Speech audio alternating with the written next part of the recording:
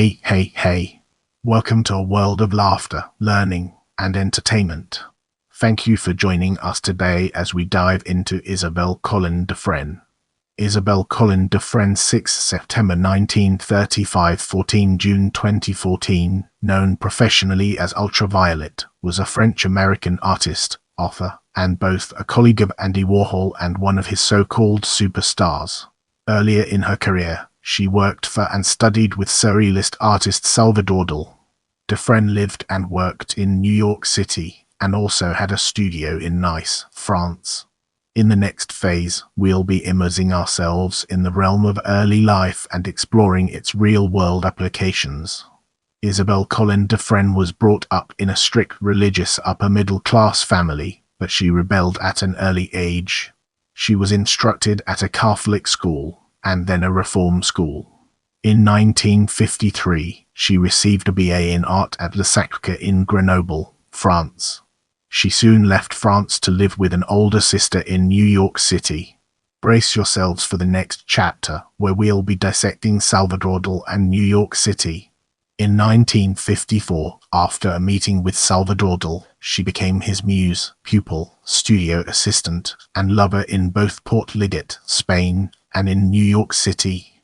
Later, she would recall, "I realized that I was surreal, which I never knew until I met Dalí." In the years, Dufresne began to follow the progressive American pop art scene, including Jasper Johns, Robert Rauschenberg, and James Rosenquist. Prepare yourself for an eye-opening discussion on Warhol and the Factory in the upcoming portion of this video. In 1963, Dalí introduced Dufresne to Andy Warhol at the St. Regis New York Hotel, and soon she moved into the orbit of his unorthodox studio, The Factory. In 1964, she selected the stage name Ultraviolet at Warhol's suggestion because it was her preferred fashion. Her hair color at the time was often violet or lilac. She became one of many superstars in Warhol's Factory, and appeared in many of his films.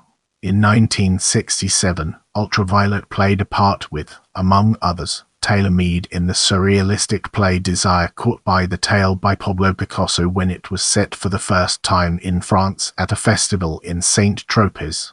She followed this appearance by starring in John Chamberlain's The Secret Life of Hernando Cortés 1969, filmed in Mexico and co-starring Taylor Mead. She would eventually appear in more than 20 films, not counting numerous documentaries made at the Factory.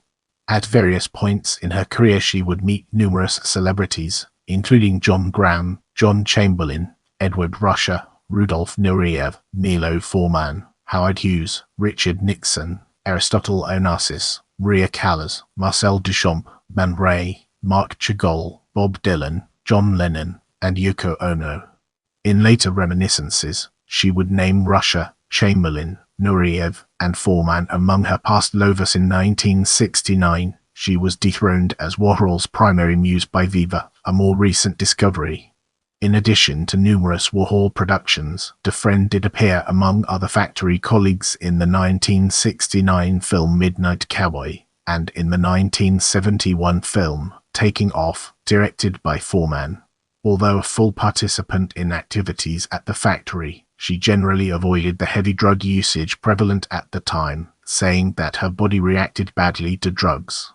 She had tried smoking as a rebellious teen, had gotten very sick as a result, and resolved to abstain from drug usage. She would later observe, "If I had lived like all those young people, I would be dead today." In the years, she gradually drifted away from the Factory scene, taking a lower profile and working independently on her own art.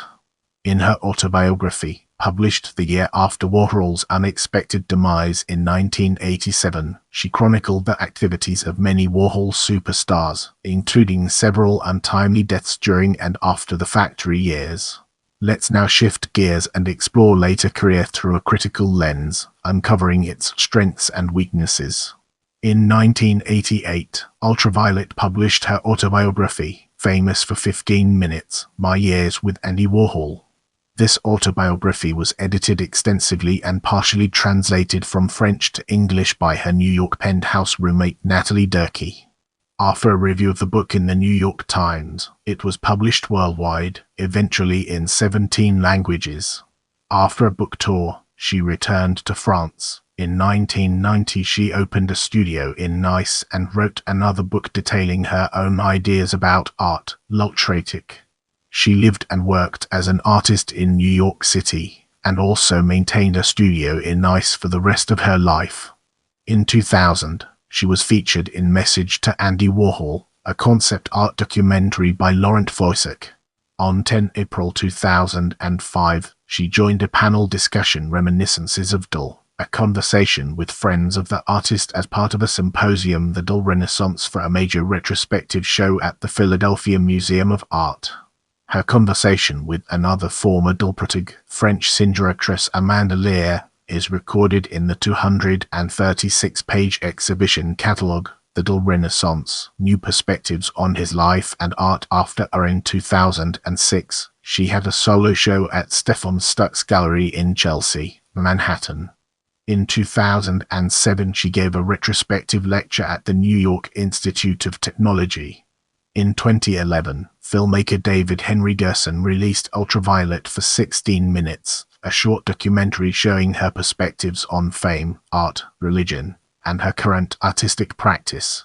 The film was acquired into the permanent collection of the Museum of Modern Art and was quoted as the final line in her NY Times obituary, where they quoted her line in the film, "As you come closer to your true nature, you are more fulfilled." In 2011, she was featured in a brief article about the surviving former Warhol superstars. Regarding her famous past and her artwork today, she has said, "People always want to know about the past, but I'm much more interested in tomorrow." In 2011, she exhibited a series of artworks as her personal memorial of the September 11 attacks, which were displayed in the exhibit Memorial IXXI at Queensborough Community College. In a 2012 interview, she said, "I'm a New Yorker, I'm an American, and I'm an artist. Because of those three things, I had to do something about, and the question was what to do, which is not simple." She gave her last TV interview for the German documentary about obsessive-compulsive disorder OCD, which learned, Die sollen zu lieben, How I Learned to Love the Numbers, by Oliver Setting and Max Tabert in 2014. She exhibited in 4 different solo and group shows, in New York and in Nice. Her last exhibition at the Dillon Gallery in Manhattan, Ultraviolet, the studio recreated, closed 3 weeks before her death. It included paintings, sculptures, photographs, films, and neon art. 3 of her sculptures are in the permanent collection of the museum. On 12 August 2014, independent record label Raffinosfire released a posthumous limited edition 2-disc collection of original music and private conversations of Ultraviolet and Andy Warhol. The music was recorded in the late years and early years, and features cover performances of Love in Rose, Mojo Queen, and the original songs famous for 15 Minutes and Moon Rock. Ultraviolet also had recorded private telephone conversations between herself and Andy Warhol, which featured topics such as police harassment, their films, the business of art, the RFK assassination, and Valerie Solanas and her attempt on Warhol's life. In the upcoming section, we'll be dissecting personal life and exploring its implications in greater detail. In 1973, a near-death experience with an ulcerated colon and a bout with depression launched Ultraviolet on a spiritual quest, culminating in her baptism in 1981. For the rest of her life, she was a practicing member of the Church of Jesus Christ of Latter-day Saints. She also became involved in charity work, saying, "I am learning, the hard way, that life is about service." In 1994, The New Yorker magazine published a brief article describing a dream she had had on the night Andy Warhol died, in 1987. She did not even know that he was in the hospital at that time, and was shocked to hear a report on the radio the next morning. Dufresne died on 14 June 2014 in New York City at the age of 78 from cancer. She had never married. Dufresne was survived by 2 sisters. She is buried in St. Igrove near Grenoble. In the next portion, we'll be immersing ourselves in the realm of filmography and examining its broader implications. Blackout 1994. Arlette, an Unmarried Woman 1978. Lady Macbeth, Curse of the Headless Horseman 1974. Contessa Isabelle Dufresne, Bad Charleston Charlie 1973. Savages 1972. Ileana, A Decadent Believe in Me 1971. Emergency Room Patient, The Telephone Book 1971.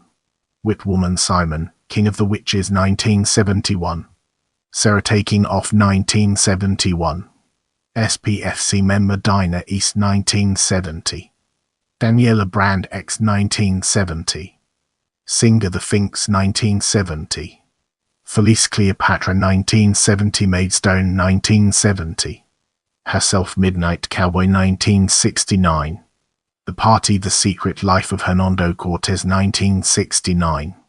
Daughter of Montezuma, The 24-Hour Movie 1967. I, A Man 1967. The Life of Juanita Castro 1965. Sinton 1988 by Gerard Courant. Herself Lyra 1988 by Gerard Courant. Herself Portrait de Groupe, Avec Ultraviolet Paris by Gerard Courant. Herself La Collection Secret de Salvador Dalí 1992 by Otto Kelmer. Herself Message to Andy Warhol 2000 by Laurent Foisek. Herself We Each Learned, Die Sollen zu Lieben 2014 by Oliver Sechting and Max Tabert. Herself.